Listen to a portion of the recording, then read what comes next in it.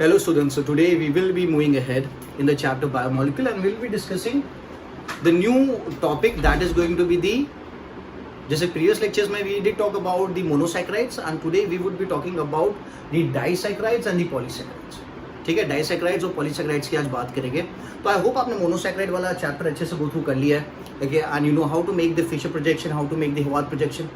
ठीक है, so let's start with the disaccharides. Disaccharides are also termed as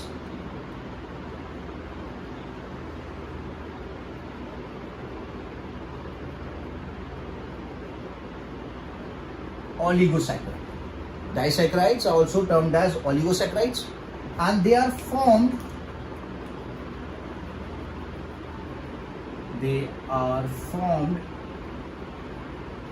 by the monomers. They are formed by the monomers. Monomers कौन से थे? Glucose हो गया, galactose हो गया, फ्रुक्टोज हो गया, and they are formed by the monomers through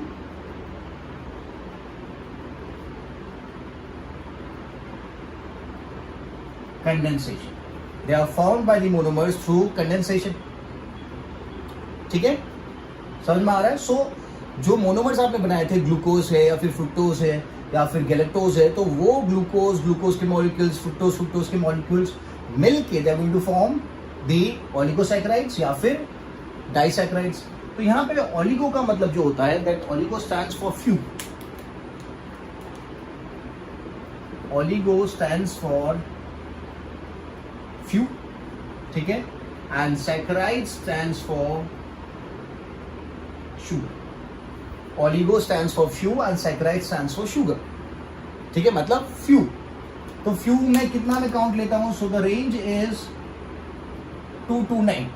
range कितना है? 2 से लेके 9 जो what do you call monomers हो गए, they would bind up and they would form a oligosaccharide.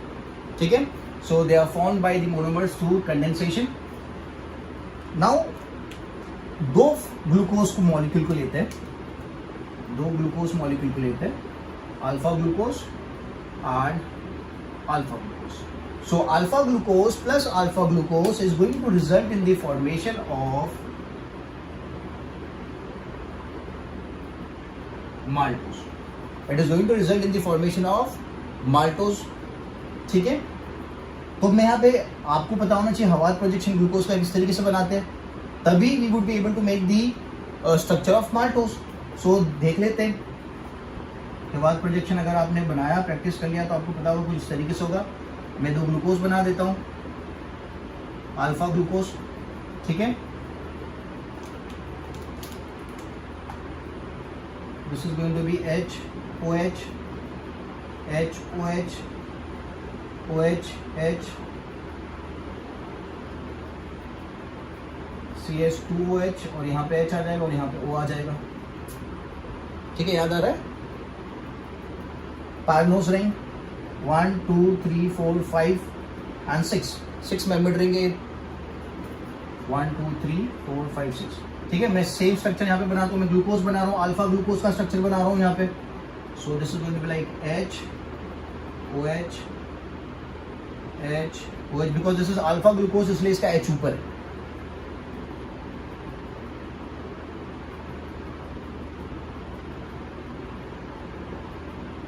यहाँ पे O. ठीक है, so as I mention they are formed by the monomers through condensation. Okay, they are the polymers of monomers form through condensation. Condensation में क्या होगा? There would be release of the water molecule. Okay, ये दो structure जो है ये दोनों एक दूसरे से बाइंड करेंगे and there is going to be release of the water molecule. मतलब ये जो OH और OH है दोनों, यहाँ से क्या होगा? वाटर मॉलिक्यूल रिलीज होगा. कार्बन नंबर भी यहाँ पे इंपॉर्टेंट है. This is first, second, third, fourth, fifth, sixth. First, second, third, fourth, fifth, sixth. ठीक है, कार्बन नंबर भी यहाँ पे बहुत इंपॉर्टेंट है. अब जो वाटर रिलीज होगा और जो बॉन्ड फॉर्म होगा, that bond is going to be the glycosidic bond. कौन सा बॉन्ड होगा? ग्लाइकोसाइडिक बॉन्ड होगा. OH और OH में से there is going to be release of water molecule और एक ऑक्सीजन रह जाएगा. और ये जो बॉन्डिंग हुई है, this is the glycosidic bonding. This is the glycosidic bonding.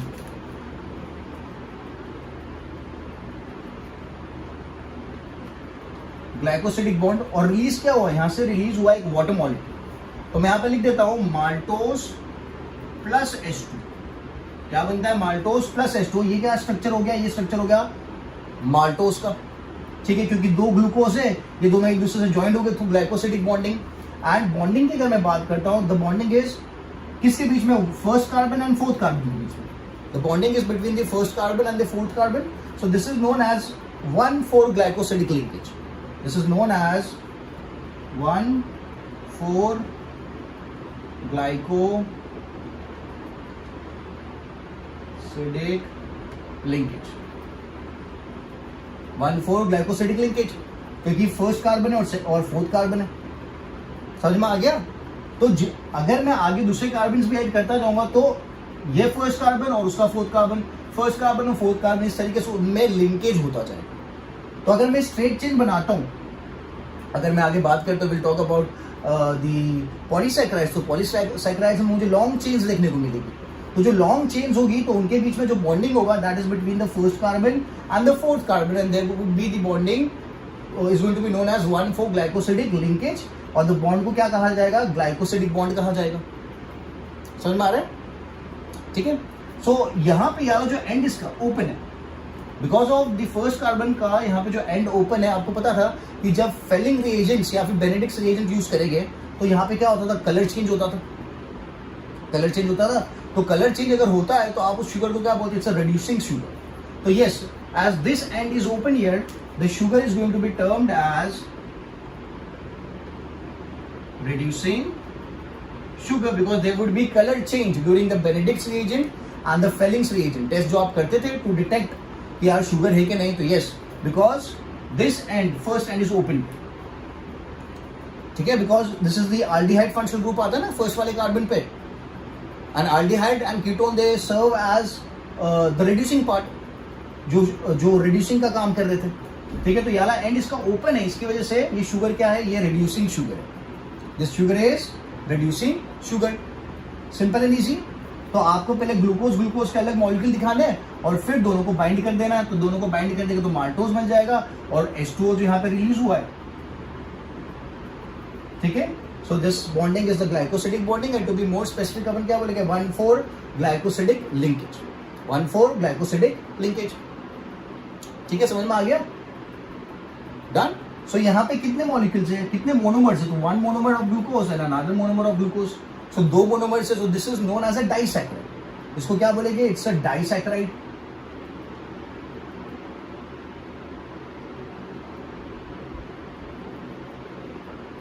It's a disaccharide. समझ में आ गया, क्योंकि मैंने 2 ग्लूकोज के मॉलिक्यूल्स लिए। अगर मैं ग्लूकोज का मॉलिक्यूल लेता हूं और एक मैं फ्रुक्टोज का मॉलिक्यूल लेता हूं, फ्रुक्टोज का भी हैवाद प्रोजेक्शन आपको पता होना चाहिए। सो अगर मैं ग्लूकोज का मॉलिक्यूल लेता हूं और एक फ्रुक्टोज का मॉलिक्यूल लेता हूं, तो जो डाइसैकराइड बनेगा, that disaccharide is going to be known as sucrose, ठीक है। तो अपन सुक्रोज बना लेते हैं। तो ये स्ट्रक्चर क्लियर है, आप बुक में बनाओ, प्रैक्टिस करो तो आपको अच्छे से आ जाएगा। इसको आप रट्टा नहीं मार सकते, this can not be mugged up, this has to be understood, ठीक है।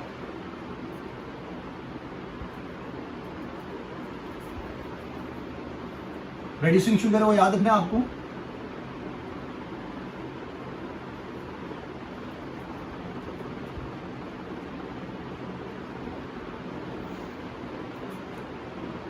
ये भी रब कर देता हूं मैं।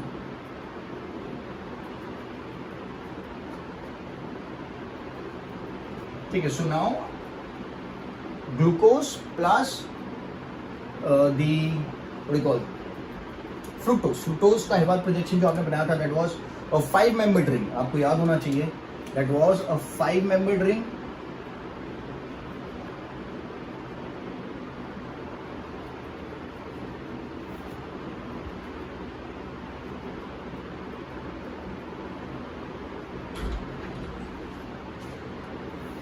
मैं यहाँ पे कर देता हूँ H OH है, H OH है, OH H OH H CH2 OH H और यहाँ पे this is the alpha glucose, this is the alpha glucose. अब हम बनाते हैं फ्रुक्टोज बना लेते हैं। सो फ्रुक्टोज का अगर स्ट्रक्चर आपने बनाया हो ध्यान से, या ध्यान से आपने नोट किया हो तो कुछ इस तरीके से 5 मेंबर रिंग थी, 1 2 3 4 5, ठीक है। So it was like CH2OH, ठीक है। यहाँ पे देयर वाज OH, यहाँ पे आएगा HOH, यहाँ पे आएगा OH H, यहाँ पे आएगा CH2OH और यहाँ पे आएगा H।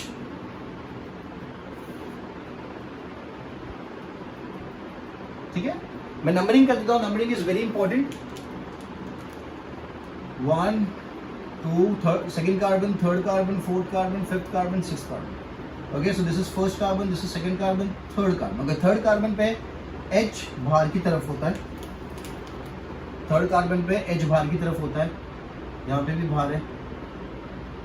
So this is going to be H and this is going to be OH। ठीक है, तो ये स्ट्रक्चर किसका बन गया? This is alpha glucose, okay, and this is beta fructose. यहाँ पे मेंशन कर देते हैं, this is alpha glucose and this is beta fructose. So if I want to make a sucrose, there should be a linkage between, there should be glycosidic bond between the alpha glucose and the beta fructose. तो वो linkage किस तरीके से develop होगा? तो वो linkage develop होने वाला है इन दोनों के बीच में, the first carbon and the second carbon. तो ये फर्स्ट कार्बन तो यहाँ पे, सो यहाँ पे भी वाटर मॉलिक्यूल रिलीज होगा, तो there would be release of water molecule.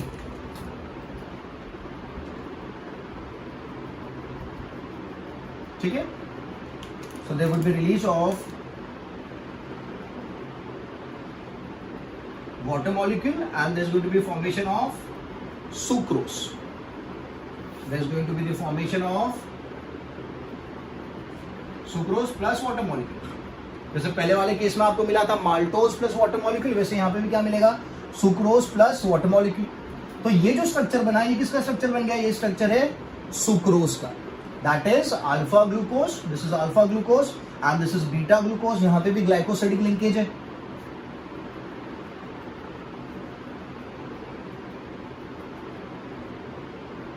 Glycosidic bond है।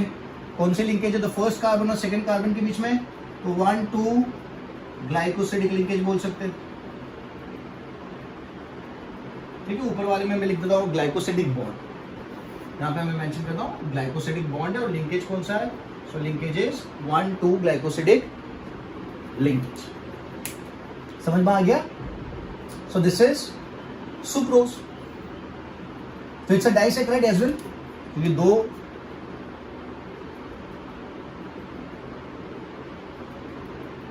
दो शुगर से बना है, दो मोनोमर्स है, अल्फा ग्लूकोज है और बीटा फ्रुक्टोज है। पहले वाले केस में अल्फा ग्लूकोज और दूसरा भी अल्फा ग्लूकोज था, यहाँ पे अल्फा ग्लूकोज और बीटा फ्रुक्टोज है। समझ में आया?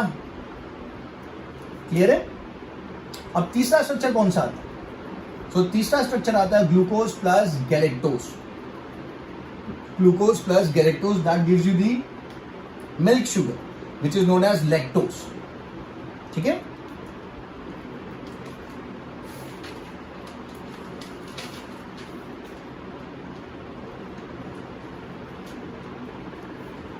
अच्छा, जो पहला वाला शुगर अपने बनाया था उसको मैंने बोला था इट्स अ रिड्यूसिंग शुगर, क्योंकि उसका जो एल्डिहाइड ग्रुप था वो फ्री था। बट यहां पे अगर मैं चेक करता हूं तो वाले केस में इसका तो फंक्शनल ग्रुप जो था वो बाउंड हो चुका है। यहाँ पे उसने ग्लाइकोसिडिक बॉन्डिंग बना दी है। यहाँ पे भी इसका जो सेकेंड उस पर फंक्शनल ग्रुप था वो क्या हो चुका है? बाउंड हो चुका है। मतलब they are not going to reduce, they are not reducing sugars now, because जो उनका एक्टिव पार्ट था, जो फंक्शनल ग्रुप्स थे जो पार्टिसिपेट करते थे रिडक्शन के लिए, वो यहाँ पे प्रेजेंट नहीं है, क्योंकि वो बॉन्ड हो चुके थे, फॉर्म दी ग्लाइकोसिडिक बॉन्ड। तो ये जो शुगर है अपना सुक्रोज, ये बहुत इंपॉर्टेंट है, आपको याद रखना है, क्योंकि इनके फंक्शनल ग्रुप, ओके, आपका जो फ्रुक्टोज था, fructose was कीटोज sugar and this was aldose sugar, aldehyde functional group था, ketone functional group था। यहाँ पे आप देख रहे हो the ketone functional group has been utilized and the aldehyde functional group has been utilized for the formation of the glycosidic bond। तो इनके functional group यहाँ पे present है ही। फर्स्ट वाले केस में एक शुगर के पास जो फर्स्ट कार्बन था उसका aldehyde functional group एक्टिवेटेड था, अवेलेबल था वहां पे, तो वो रिएक्टिव था। यहाँ पे नहीं है, तो नहीं होने की वजह से the sucrose is non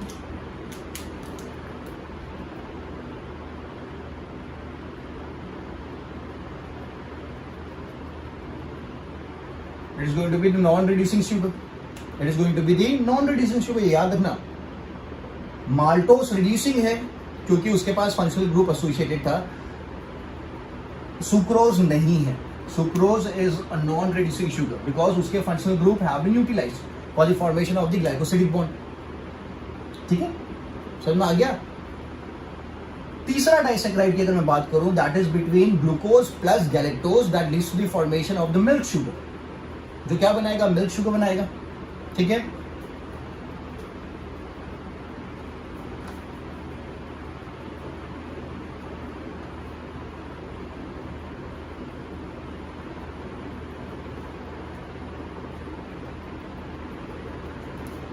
so we have glucose plus galactose that leads to the formation of lactose, which is the milk sugar, तो लैक्टोज का स्ट्रक्चर जो है वो आप मुझे बना के बताओगे. You need to drop me a message. आप बना लो बुक में, फोटोग्राफ क्लिक करके मुझे व्हाट्सएप कर देना.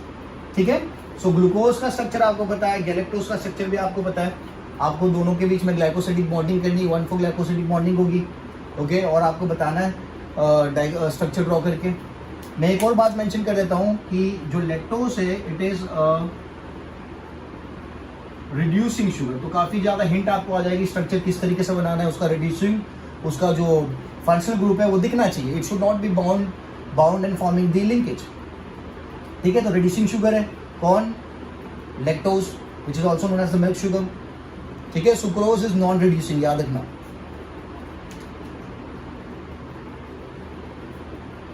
Okay, now if I take glucose plus galactose, तो तीसरा कौन सा कंपोनेंट था अपने पास? फ्रुक्टोज. अगर इन तीनों को लेते हैं, इन तीनों के बीच में कंडेंसेशन अगर होता है, तो this is going to form a structure which is known as raffinose. This is known as raffinose. It's a sugar, और ये शुगर है, this is going to be 1, 2, 3. This is going to be ट्राइसैकराइड.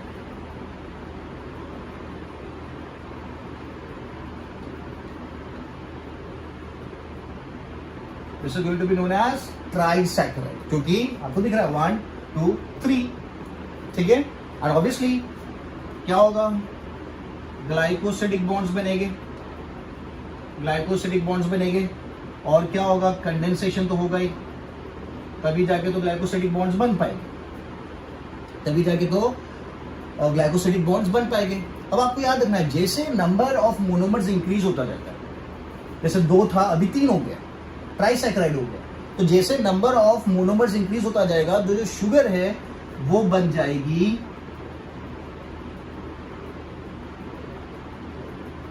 Non reducing sugar. बन जाएगी. क्या बन जाएगी? Non reducing sugar. समझ में आ रहा है? ओके, 2 है तब तक ठीक है.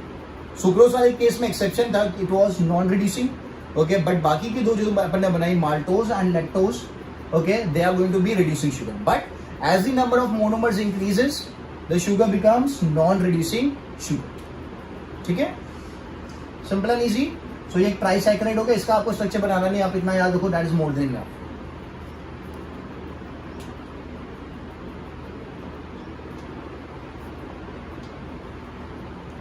Now some of the oligosaccharides are present on the cell membrane.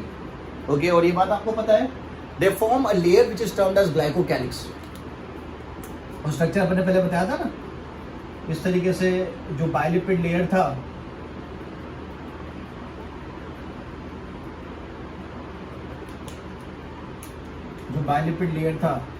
उसके ऊपर अपन इस तरीके से शुगर्स दिखाए थे.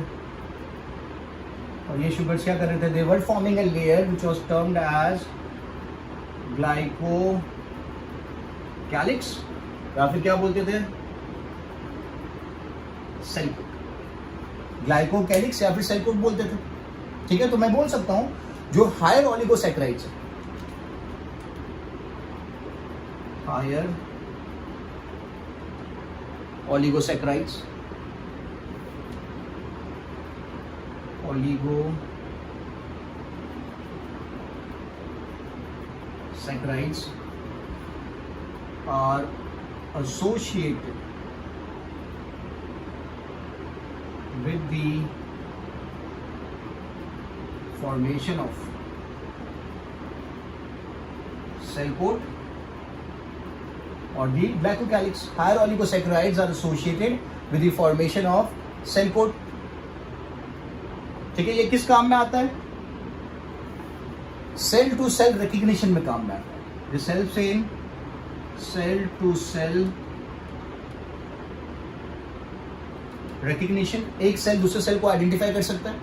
और तीसरा, it provides antigen specificity. It provides antigen specificity.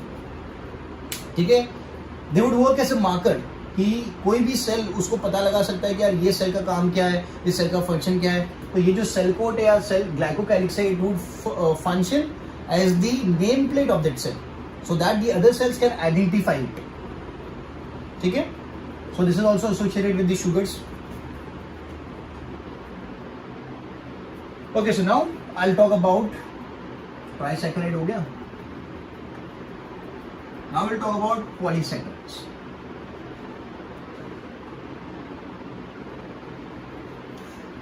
So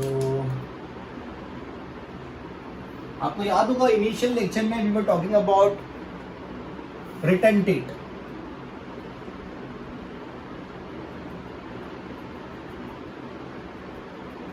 so retentate are actually polysaccharide.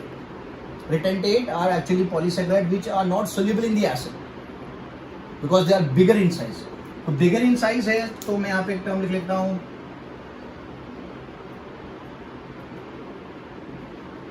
मैक्रोमोलिक्यूलर.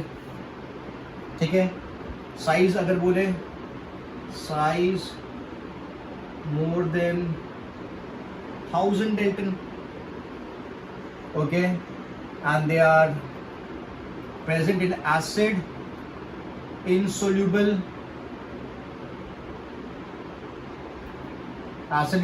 pool which is termed as retentate. रिटेंटेट वाले पार्ट में होता था.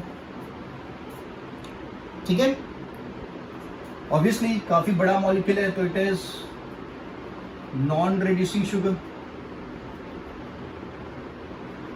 नॉन रिड्यूसिंग शुगर है, मैंने बोला number of molecules monomers add होते जाएंगे तो नॉन रिड्यूसिंग हो जाएगा.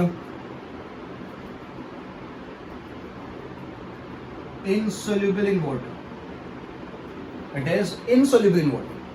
ठीक है, as it is insoluble in water it does not affect the osmotic pressure.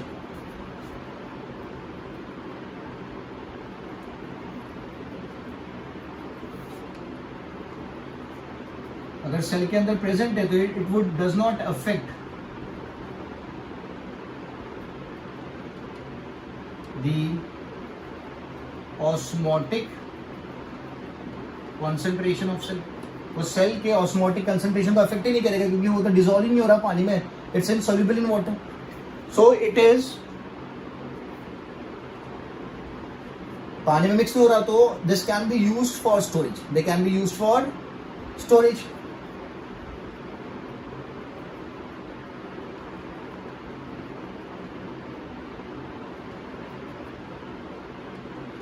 ठीक है, पॉलीसैकेराइड्स आर मैक्रोमोलिक्यूल्स. क्यों मैक्रोमोलिक्यूल्स है? क्योंकि यार काफी बड़े काफी सारे मोनोमर्स ऐड अप हो गए वहां पे and they would make a long chain of monomers. Okay, size more than 1000 Dalton होगा. जो प्रीवियस लेक्चर में अपने पढ़ा था रिटेंटेट वाला पार्ट जो एसिड इनसोल्यूबल पूल होता था तो उसके अंदर जो प्रेजेंट होगा that is going to be the macromolecule, the polysaccharide. Non reducing sugar है क्योंकि number of monomers are more keeps on adding. Insoluble in water है. सो इनसॉल्युबल इन वाटर मतलब जो सेल का ऑस्मोटिक कंसंट्रेशन है उसको कोई इफेक्ट नहीं करने वाला बिकॉज ये तो खुद इनसॉल्युबल है. And they can be used because they are insoluble so they can be used for, I will put it as so they can be used for storage because it is insoluble in water. समझ में आ गया? ठीक है, polysaccharides there would be many monomers, glucose के हो सकते हैं, गैलेक्टोज के हो सकते हैं, फ्रुक्टोज के हो सकते हैं.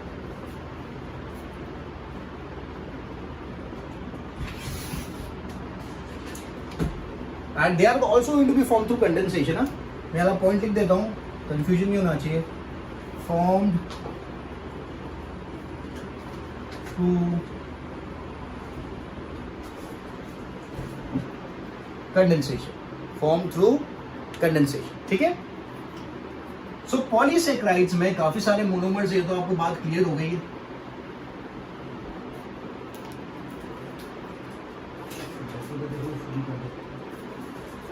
ओके, काफी सारे मोनोमर्स है तो आपको क्लियर हो गया.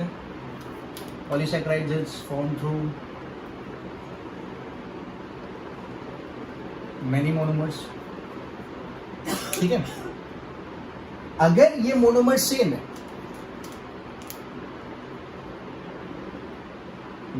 if a polysaccharide is made up of same type of monomers. ठीक है, दो टाइप है. अगर बना हुआ है सेम टाइप ऑफ मोनोमर्स, मतलब ग्लूकोज ग्लूकोज ग्लूकोज ग्लूकोज ही पार्टिसिपेट कर, there is no other monomers, galactose नहीं है, फ्रुक्टोज नहीं है, सब ग्लूकोज से बना हुआ है, तो we term it as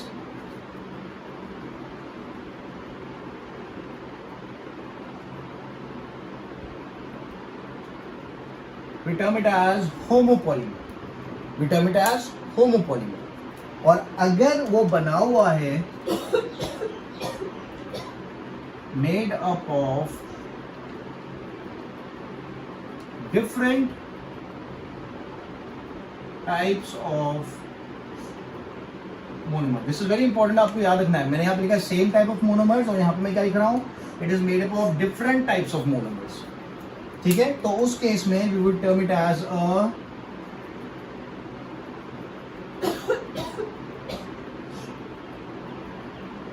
heteropolymer.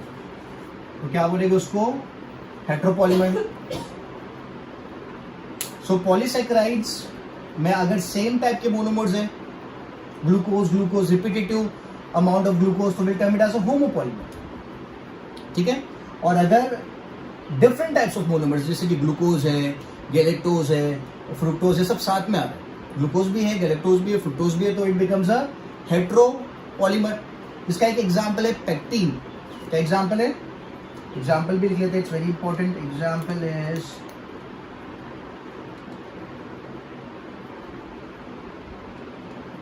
Pectin, और इसका भी एग्जाम्पल लिख लेते हैं. इसका एग्जाम्पल है starch and cellulose. Starch and cellulose, that is the example of homopolymer. इनके रिपीटेटिव यूनिट्स कौन है, ग्लूकोज है, और पैक्टिन में different types of repetitive units है. So it's a heteropolymer, it's a homopolymer. ठीक है, simple and easy. Is it clear? It is non reducing as well, not soluble in water. बड़ा molecule तो पानी में सोल्यूबल नहीं होगा, that makes it good for storage. तो polysaccharides किस काम में आते हैं, तो एक तो स्टोरेज के काम में आते हैं, एक स्ट्रक्चर के काम में आते हैं, और एक बनाते हैं sticky layer which is termed as mucilage. Clear है? So I rub this down. We don't need to go through the diagram, structures की जरूरत नहीं है.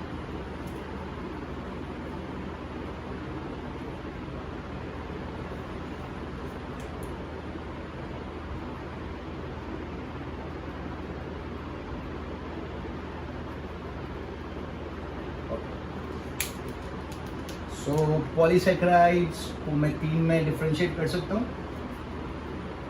जो भी मैं बात करता हूँ, they are insoluble in water, they serve as a good storage material. Starch हो गया, ग्लाइकोजन हो गया, इन्यूलिन हो गया. दूसरा मैंने बोला स्ट्रक्चर में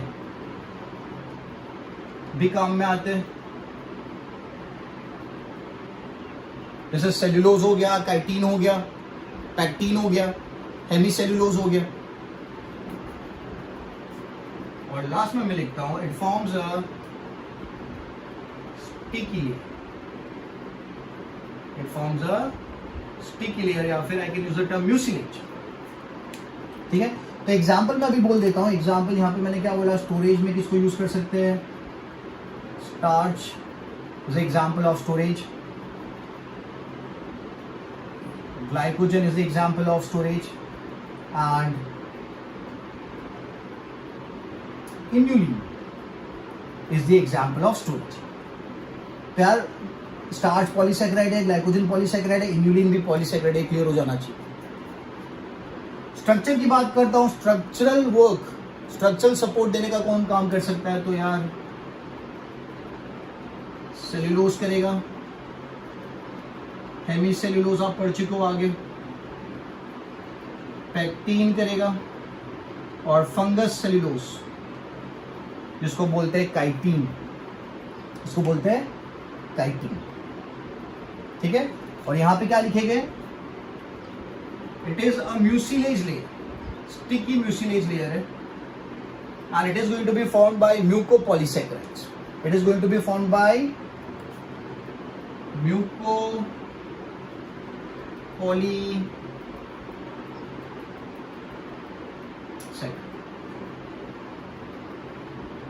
It is going to be formed by mucopolysaccharide. It would give the sticky layer, appearance of a sticky layer on the cell or on the skin or on the outer layer. ठीक है, storage में starch, glycogen, inulin, structure support के लिए cellulose, hemicellulose, pectin, chitin. ठीक है, और sticky layer में कौन है, mucopolysaccharides. So let's talk about starch. Obviously polysaccharides है, बट यहाँ पे थोड़ा सा चेंज आ जाएगा, देख लेते हैं.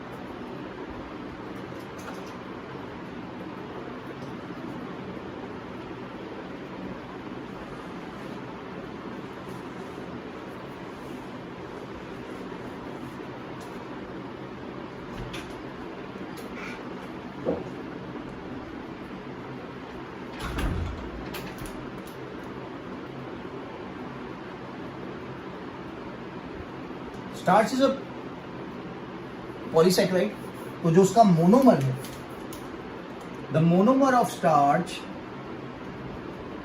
That is alpha glucose. कौन सा ग्लूकोज है, अल्फा ग्लूकोज है. फॉर्म थ्रू कंडेंसेशन, फॉर्म्ड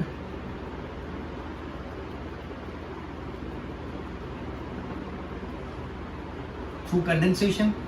तो बॉन्डिंग कौन सी होगी, bonding is going to be 1,4 glycosidic linkage,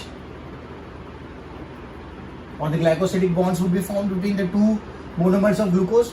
अच्छा, कितने मोनोमर्स होते हैं यहाँ पे, दिस इज वेरी इंपॉर्टेंट, कितने मोनोमर्स है. सो आपको याद रखना है, there are 100 to 2000, there are 100 to, I'm sorry, there are 200 to 1000 monomers of glucose. This count is very important. 200 to 1000 monomers of glucose आपको देखने को मिलेंगे. ठीक है, तो और एक और चीज है, दैट इज ये जो स्ट्रक्चर है, they are going to be arranged in straight chain. They are going to be arranged in straight chain. ठीक है, तो ये जो मैंने पॉइंट रखा है, दैट इज 200 से 100,000 मोनोमर्स ऑफ ग्लूकोज है and arrange in straight chain. तो ये मैं बात कर रहा हूं स्टार्च के बारे में, but to be very specific, कौन सा starch, to be have a term for that, amylose. We have a term for that, amylose.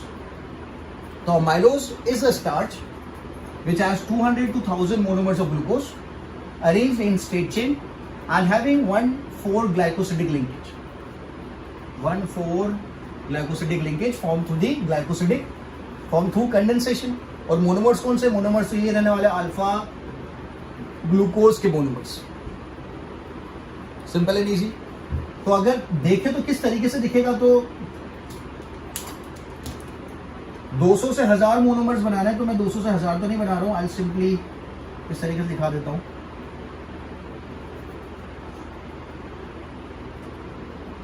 Will take it as 200 to 1000.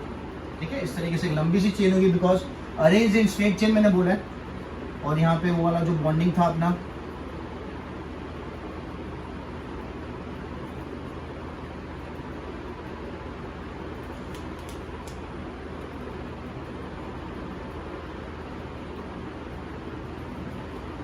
ठीक है, एच एच रहेगा यहाँ पे, और सब जगह से वाटर मॉलिक्यूल रिलीज होगा, यहाँ से वाटर मॉलिक्यूल रिलीज होगा, यहाँ से होगा, यहाँ से भी होगा, यहाँ से भी होगा, ठीक है। सो आपको याद रखना है जो अमाइलोज का स्ट्रक्चर है उसके अंदर 200 से 1000 मोनोमर्स के ग्लूकोज के, अल्फा ग्लूकोज के मोनोमर्स है, ठीक है, and they are going to be arranged in straight chain, पूरा स्ट्रेट चेन होगा, ठीक है। Obviously they are form through condensation, तो जो लिंकेज होगा that is going to be 1,4 glycosidic linkage, जो बॉन्ड होगा that is going to be the glycosidic bond, ठीक है। जो दूसरा स्ट्रक्चर अपन को स्टार्च में देखने को मिलता है दैट इज अमाइलोपेक्टिन। अमाइलोपेक्टिन में स्ट्रेट चेन तो अवेलेबल है, बट स्ट्रेट चेन के साथ देयर इज आल्सो ब्रांचिंग। क्या होता है? ब्रांचिंग भी होता है, क्लियर है?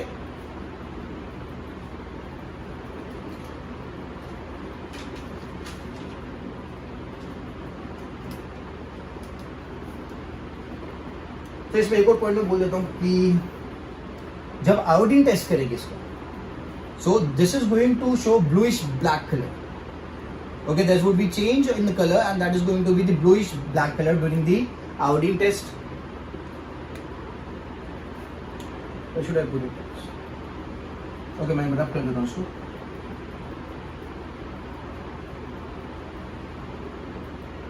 तो ये जो मैंने दिखा रखा है तो स्ट्रक्चर फॉर्म है, बट एक्चुअल में it is going to look like this, it is going to be like helix, इस तरीके से हेलिक्स फॉर्म है, ठीक है। जब आप आयोडीन टेस्ट करते हो तो जो आयोडीन होता है ना, वो आयोडीन वाले हेलिक्स में फंस जाता है,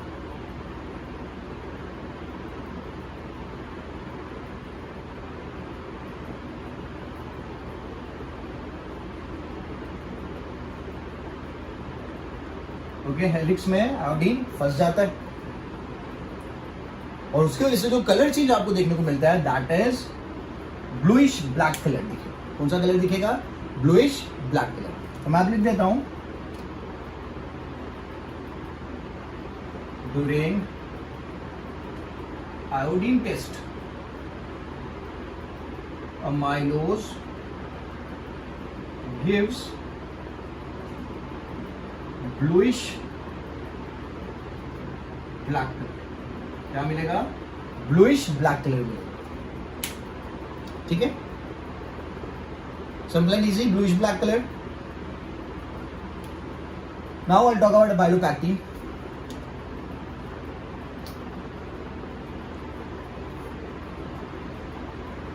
Okay, so amylopectin is a straight chain structure as well as it has got branches. So I'm talking about amylopectin.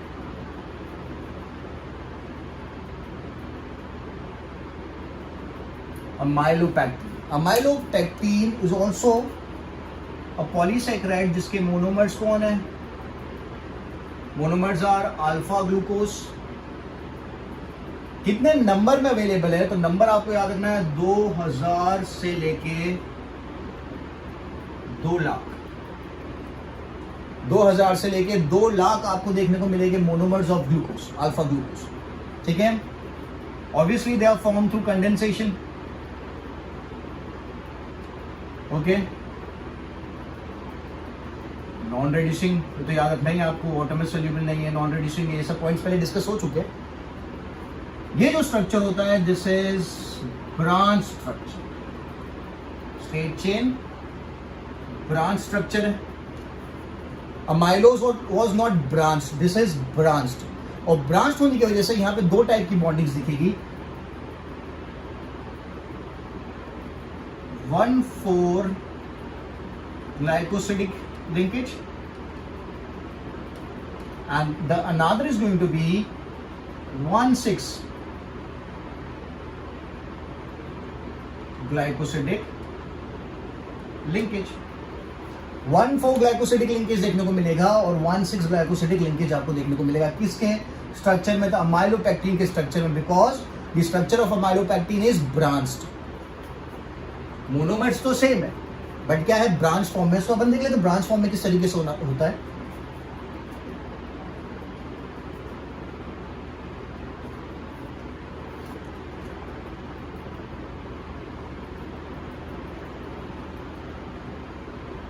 सो मैं स्ट्रेट चेन बना लेता हूँ। स्ट्रेट चेन में ब्रांचिंग दिखानी है अपन को।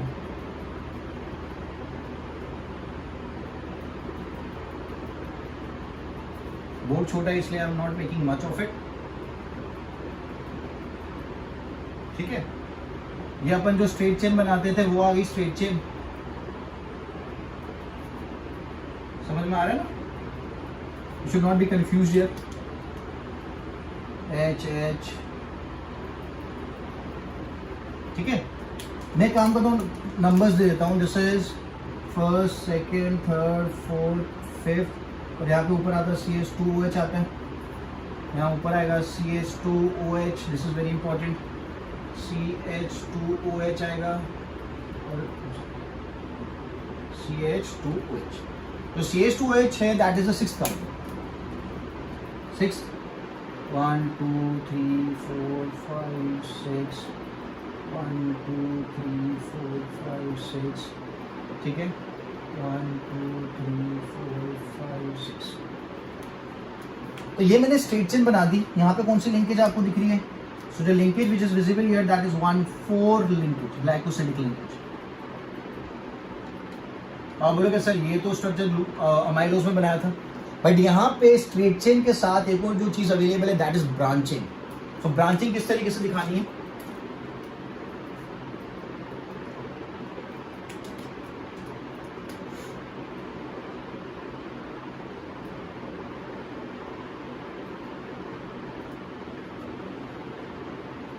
सो ब्रांचिंग जो अकर करेगी that is going to occur between the first carbon and the sixth carbon. मतलब ये जो छठे कार्बन में दिखा रखे ना, इनके साथ लिंकेज होने वाला, सबके साथ नहीं, इनके साथ ही।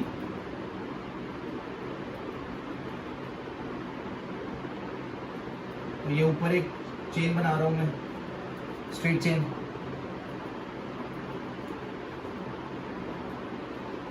ठीक है, इनके बीच में भी कौन सा लिंकेज है?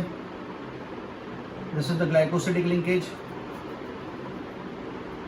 अब जो फर्स्ट कार्बन है यहाँ पे क्या होगा?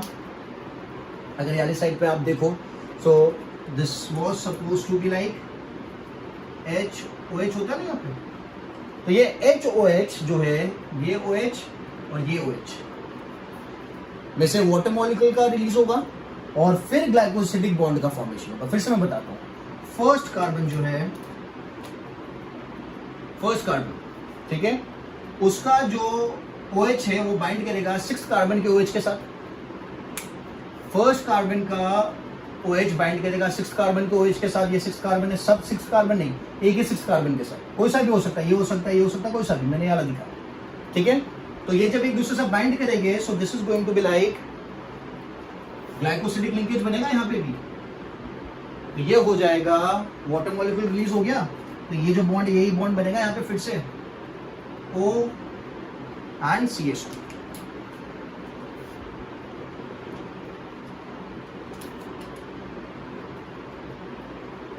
ठीक है, तो ये बन गया ग्लाइकोसिडिक लिंकेज हो गया यहाँ पे भी। और क्या रिलीज हुआ? वाटर मॉलिक्यूल रिलीज हुआ।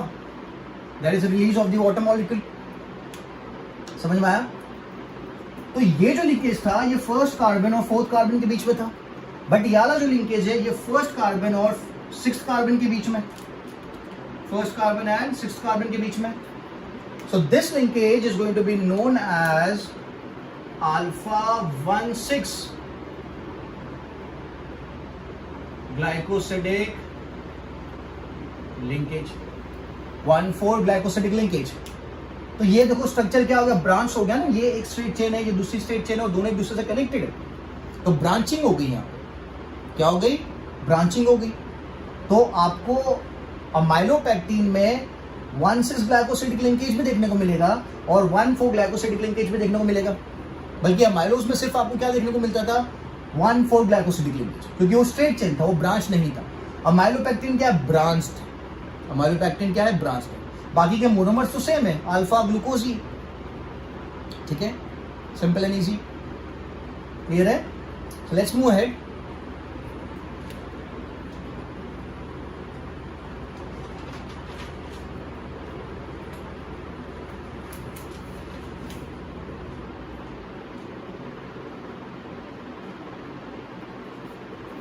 So this is amylopectin. Simple and easy.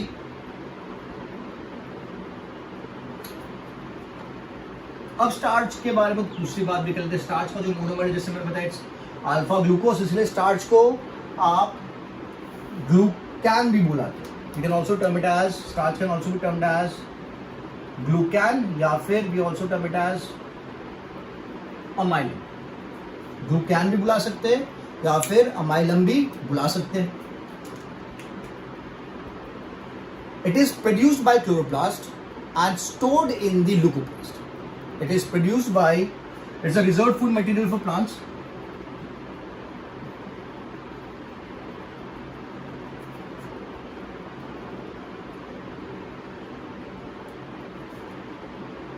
It is the reserved food material for plants, which is produced by chloroplast and stored in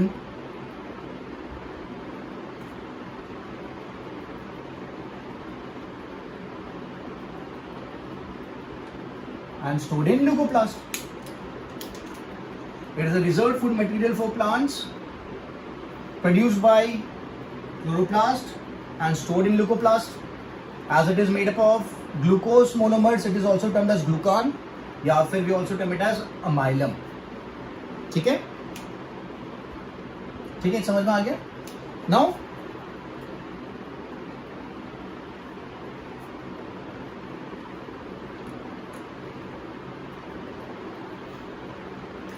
amylose and amylopectin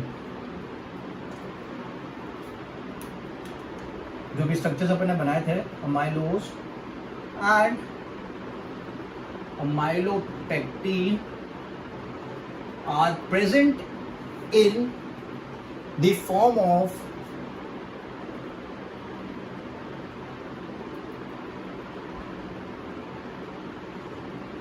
starch grain. It is present in the form of starch grain. Amylose and amylopectin जो structures अपन ने बनाए हैं, one is straight chain, another is branched. One is having alpha 1,4 glycosidic linkage, the other is having alpha 1,4 and alpha 1,6 glycosidic linkage. ये दोनों कहाँ present है? Starch grain में present है.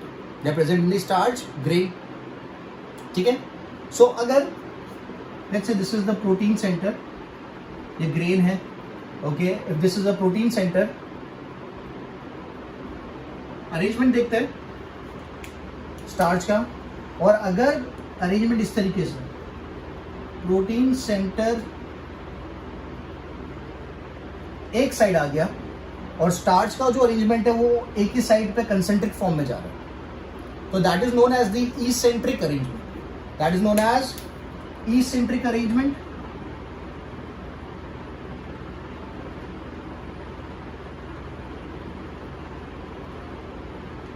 Which is seen in potato. इस तरीके का starch grain जो है that is seen in potato. This is protein center. इसे प्रोटीन सेंटर कहा जाता है.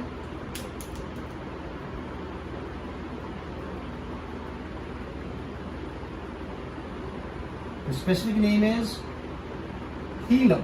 It is termed as hilum, the protein center. Okay, और ये सब क्या है? ये स्टार्च का अरेंजमेंट. किसका अरेंजमेंट है?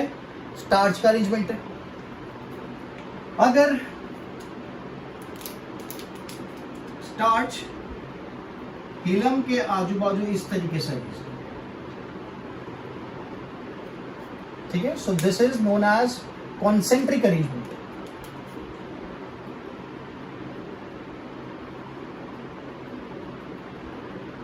ठीक है, and it is seen in, where do you see it?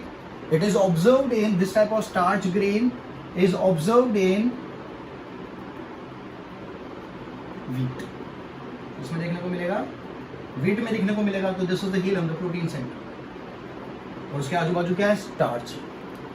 इसके आजू बाजू क्या है, स्टार्च। ठीक है, तो amylose and amylopectin are present in the form of starch grains, और स्टार्च ग्रेन्स दो टाइप के, eccentric and concentric. Concentric is seen in wheat and eccentric is seen in potato. ठीक है,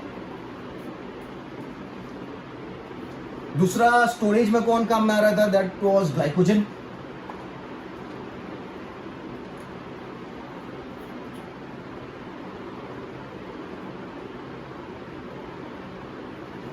Glycogen is the reserved food in the animals.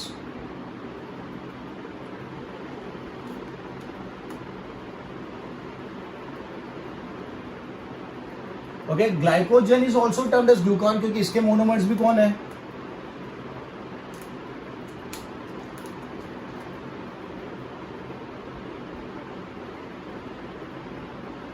monomers are alpha glucose. Monomers are alpha glucose. The structure is branched. The structure is branched. I'll make it more specific क्योंकि branch मैंने इसके लिए भी बोला था, amylopectin के लिए। तो आप मेरे को बोलोगे सर डिफरेंस क्या है, तो मैं डिफरेंस लिखता हूँ, इट इज हाईली ब्रांच्ड। काफी ज्यादा ब्रांचिंग आपको इसमें ऑब्जर्व होगी। ठीक है, दूसरा लिंकेज की अगर बात करें तो 1,4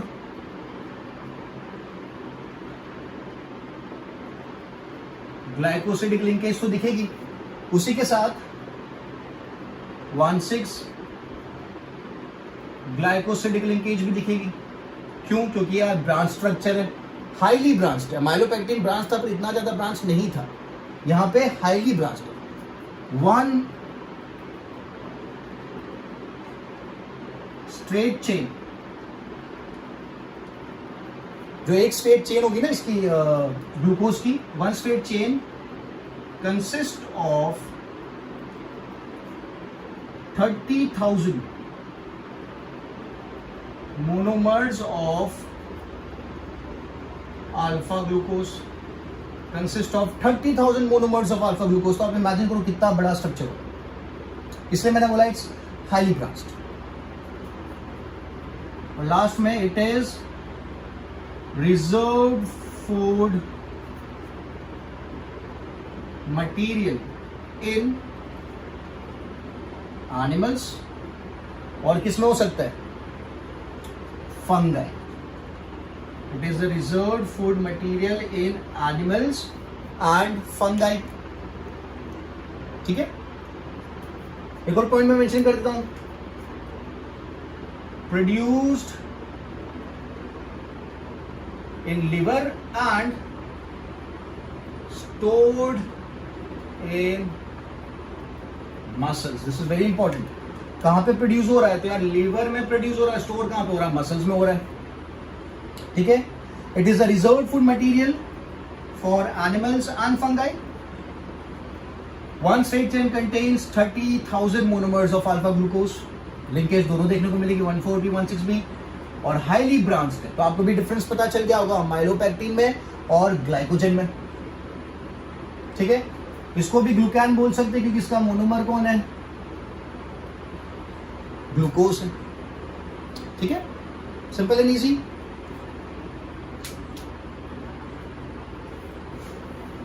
तो it's highly branched compare to amylopectin. और लास्ट स्टोरेज में अपन ने लिखा था inulin. Inulin is a straight chain structure. It is made up of fructose. It is made up of fructose.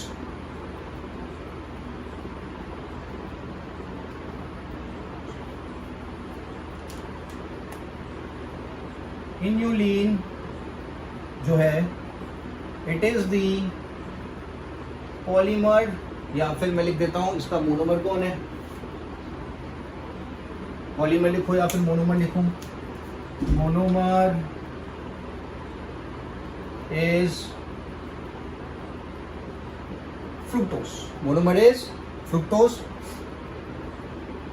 30 to 35 monomers of fructose are present. 30 to 35 monomers of fructose are present. ठीक है, it is straight chain structure है।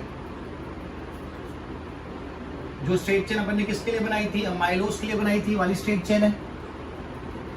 ठीक है, तो straight chain में कौन सा linkage आएगा, 1,4 glycosidic linkage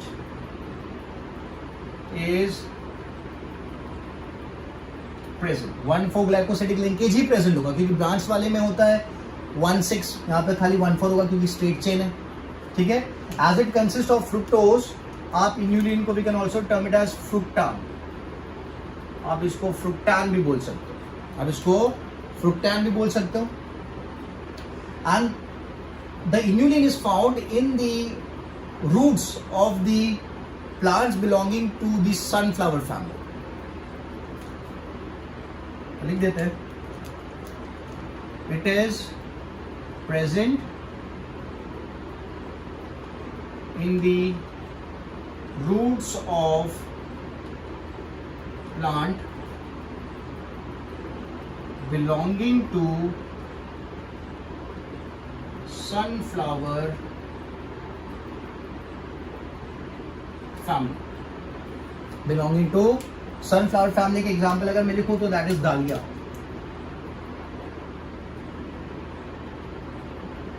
example is dahlia.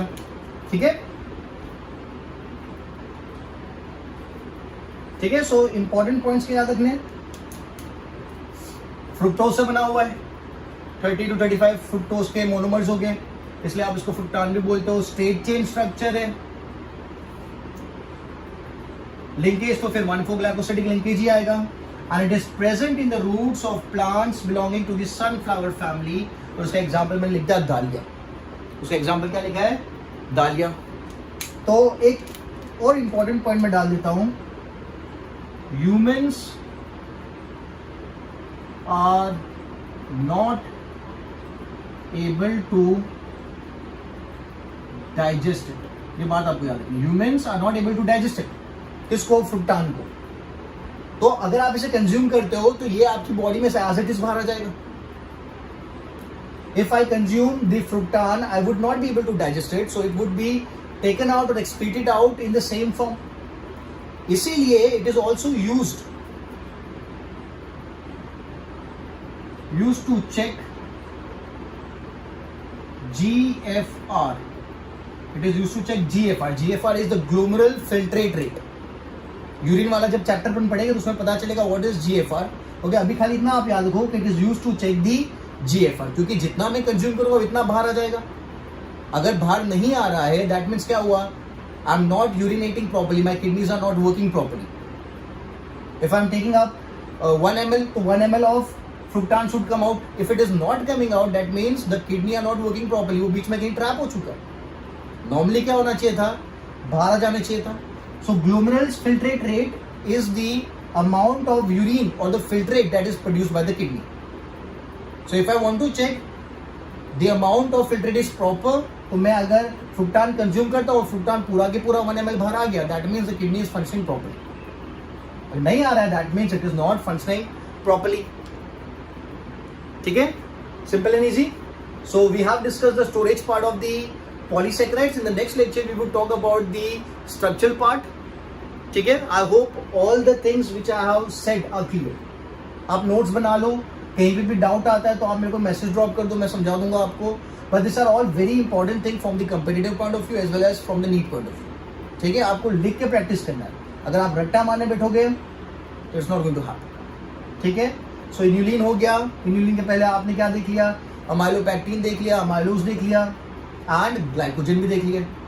ठीक है, so I keep this much for the lecture. In the next lecture will move ahead and talk about the new topic. ठीक है, चलो बाय बाय।